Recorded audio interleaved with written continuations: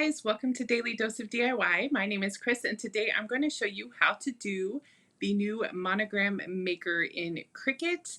It is a recent update like in the last month and I'm going to show you all the features. I'm making myself a little snack board with my monogram on it, my last name initial. So I'll show you how to do this project also, and we'll go through all the things in the Monogram Maker. Now the Monogram Maker is in Design Space, is for Cricut Access members only. So Cricut Access is their little membership thing. I think it's like $9 a month. I'll give you the link to that in the description if you're not already a member. And it gives you access to some additional features in Design Space plus all their fonts and like over 200,000 images. So it might be worth it for you to get that membership. But just so you know, the Monogram Maker will only work if you have Cricut Access. I will also link to you everything you need to make this project. If you want to make it along with me, I found these boards on Amazon. They came in a 2-pack, so I'm making 2 of them. I stenciled them on, so I have some stencil vinyl and transfer tape, of course paint and a sponge. I'll give you the link to my favorite makeup sponge, your Cricut tools, and a Cricut cutting machine.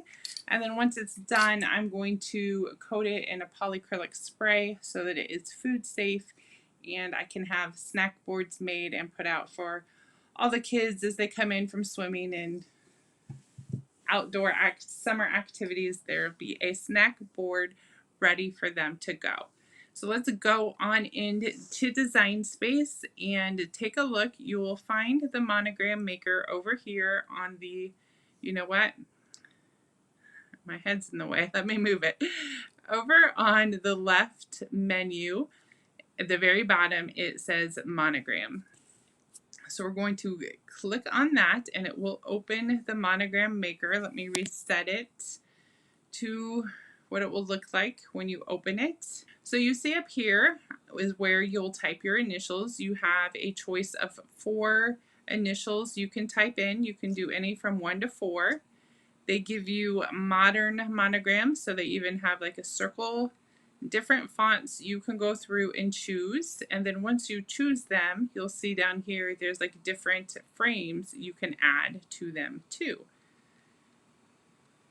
So I would recommend just scrolling through here and seeing all the fonts and different frames as you change fonts. I'm not sure if you saw on that screen, more frames will come up that will fit that font. And then if you see the little pencil mark here, this is a single stroke like writing font.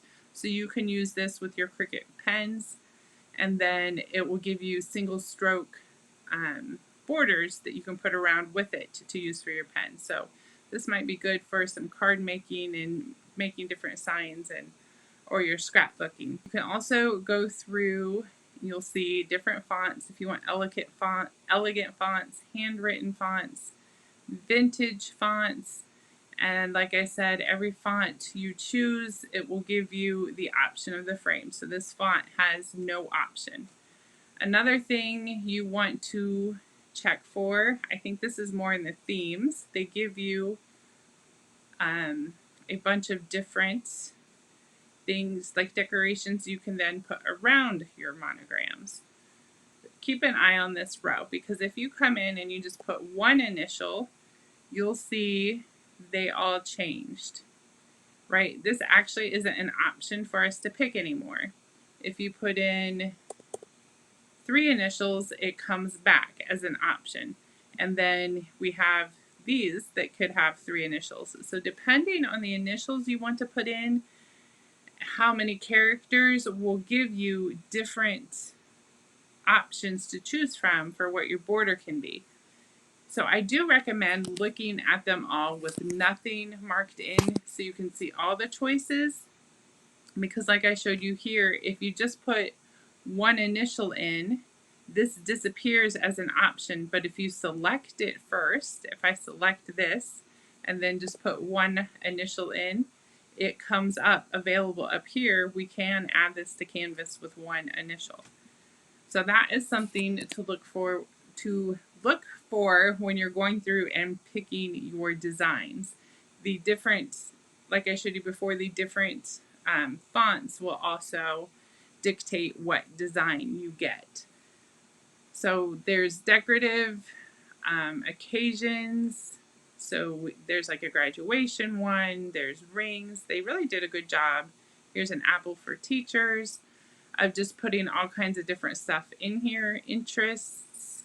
We've got music, dogs, sewing, gardening, and then sports, which are always popular if you're a football or soccer or basketball player. There's really a lot in here you can work with to make a monograms for shirts or cups or whatever you want to monogram. Today I happen to be doing the snack boards though. So once you decide, I'm going to go ahead and put my B in there, and I think I found just the regular circle border under decorative. So now I'm going to add that to canvas once you have everything decided, and then this is where you can resize and change your colors. So I'm going to change, I want this all to be one color. It doesn't really matter what. You know what, my B doesn't match my other B. I forgot to change the font. And I think I want them to match. So I'm going to go in here and get the B I want and then add to canvas. So changing things is that easy. Just close it, go back in to the monogram. It will keep your last settings. Now I'm going to change the color to any color and kind of move that out of my way. I'm going to make a little template because I'm doing a stencil. I have another video on all about templates, but I'll give you a quick rundown here. I'm going to go to shapes and choose a square, and then I'm going to unlock it, and I know my board is 10 inches high, so over here on the height I'm going to change that to 10, and the width I don't want it to be any more than 11.5 because I want Cricut to cut it on a 12-inch vinyl. So I'm going to make my little template. I'm going to change the color to blue, and then up here on the top I'm also going to click arrange and send it back, so that brings our monogram back to the front. Now if you don't want, I'm just reducing screen size here so we can see the whole thing. If you don't want to cut out your template, you can come up here to the top, go from basic cut to guide. And then that just leaves this little marker around here so you can see how big to size your monogram for the project that you're working on. I think that looks pretty good. I do want mine to cut though because it's going to be a stencil, so I'm going to change my guide back to a basic cut. Okay. Oh, that changed the color too. I guess it doesn't matter too much. Once I have my sizing all figured out, I'm going to select both and come to the top menu and click align and then center so that my monogram is centered on top of my stencil. And then again, with them both still selected, I'm going to come to the bottom layers menu and click attach so that it all stays together and cuts as one, and then we're ready to click the make it button. Now for stencils, you don't need to mirror. If you're monogramming a shirt, don't forget to turn your mirror on. I'm just going to click continue from here. It will connect to my maker. If you have an Explorer, you can just set your dial to vinyl. It will cut stencil vinyl the same. Once this connects, I'm going to choose stencil vinyl from my list of favorites. If you want to be particular, you can set your dial on Explorers to custom and choose stencil vinyl also. So once that's selected, let's get our mat loaded to get some stuff out of my way, and then we'll get it cut, and I'll come back and I'll show you how to paint it. To load the mat, I'm just going to line it up along the side, smooth it down, load it into our maker and hit the flashing arrow button. That will load the mat. The C will start flashing and then it will cut. I will come back when it's done and show you the final steps. Okay, I've been working on weeding. I got all the circles out. That takes the longest. When you weed, remember you're going to, it's kind of reverse from doing vinyl. If you're doing a stencil, you want to pull out the letters and leave the centers. And then as we made a frame for our stencil, I'm going to pull off the excess on the outside. Of course, that is the part that's stuck. And that's the box we put around our stencil that will give us a margin to not get paint all over our finished project. So I'm just going to flip my mat over. This is kind of a newer mat, so it's super sticky. And if you remove the mat from your vinyl, it will help keep it from curling. And then we are going to add the transfer tape. Looks like I got some bits of my last project stuck to it. So to do transfer tape, getting it started is always the hardest part. There we go. I fold down one end of the backing and leave some sticky on this end. And then you can take that little sticky end and give yourself a little overlap so it sticks to your table. And then take your scraper tool. I didn't give myself enough overlap. It's not sticking too well, but we'll make it work. Take your scraper tool and get ready to go down the center and then pull the backing off and go down at the same time. It's definitely not stuck. It's easier if you get it stuck to the table, but it will still work. And then go from your center out to your edges and get it attached really well to your transfer tape. If there's bubbles in your transfer tape, that's not that big of a deal. If you get it stuck on this end, you're less likely to get bubbles, but I did get a few. And now we are ready to transfer our stencil to my snack board. So I'm just going to pull the backing off of our transfer tape. If a piece doesn't stick, like this glue wants to stay, just push them back down.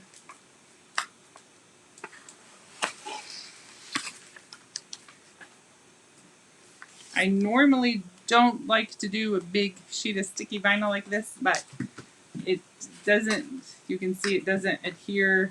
It's not going to attach itself right away in most pieces to wood. So you can really take time to line it up. And since I made the stencil as wide this way as my board, or at least close to it, looks like I'm maybe a ½ an inch off, but it will really help center that way. And then I kind of just eyeball it this way. If you wanted to, you could mark the center in your board, measure this, divide by half, and mark that right there so you get it dead center. Once you have it centered, take your scraper again from the center out to the edges. And now the challenge is to get that stencil to stick to the wood. Some wood will stick better than others. This wood seems to be a bit porous, so on that one, I mean, I've done worse, but it didn't stick the best. You'll see how I pull off the transfer tape and that came with me. So I'm just going to peel it off with my fingers and hold it down while I peel off the rest of it. We might have a problem with those centers of the bees, but we can, oh, they stayed this time. If you keep your transfer tape down low like this, don't lift up. If you lift up, you'll pull your stencil off. If you just keep it down low and pull it back, you're less likely to get parts of your stencil to come up. So now that that is off, I'm ready to paint my monogram on. You'll have to let me know in the comments below what you are going to monogram. I've got some paint here ready to go. I'm just doing a white paint. I'm going to dab a little bit more on here. And then you dab the end of your sponge into the paint. And see how it might be hard because it's white. There you can kind of see it's gloppy on there. You don't want any glops. Once you get it paint on your sponge, you want to dab it back off so it almost just looks like a dry sponge. And then lightly dab your letters and the rest of your design. So you can see It's not exactly giving us a full coverage, but that's okay. When you do light coats like this, it will help you not get bleeds. And since it's light, it will dry ultra fast. So you can pretty much get done with one coat and start your second coat. And I will leave you the link to this sponge. It's my favorite one. It's kind of been hit or miss in the last 2 years, as a lot of things have, on whether it's in stock or not, but hopefully they are still in stock. They were out for at least a good 6 months, but I think they've been good at keeping them in stock lately. We'll see how that continues to go. So now I'm already just going back and doing my second coat. And of course, how much paint you put on is up to you. If you leave it light, like over here, you're going to get that more rustic vibe, or you can just keep going until you get full coverage white and don't see any of the wood showing through on the back. So I'm just going to keep dabbing this. I want the all white look, and once I'm done, I will show you the final. Okay, I've got all my paint on. It took about 3 to 4 coats, so now I'm ready to remove the stencil. Let's grab our weeding tool to help us get it up, and you just have to pull it off. And you can see, for the most part, we got some nice crisp lines without any bleeds. I see a little bit up there that bled. Probably got too heavy on my paint. After I get this off, I will show you. We're actually going to use the scraper tool. Let's see, it's this one here that has a little bleed. So you can just take your scraper tool after the paint's dry and just gently scrape that paint right off. You want to keep it on the surface. You don't want to like dig it down into the wood, but the paint will scrape right off if you have any small bleeds like that. So that is how you use the Monogram Maker. Here's my little snack board I've made for the kids. I will give you, I'm trying to find my camera angle. I will give you the direct link to all of this stuff in the description down below. Be sure to comment, let me know what you are going to monogram and use the Monogram Maker for. Be sure to like and subscribe for more fun Cricut crafts and tutorials.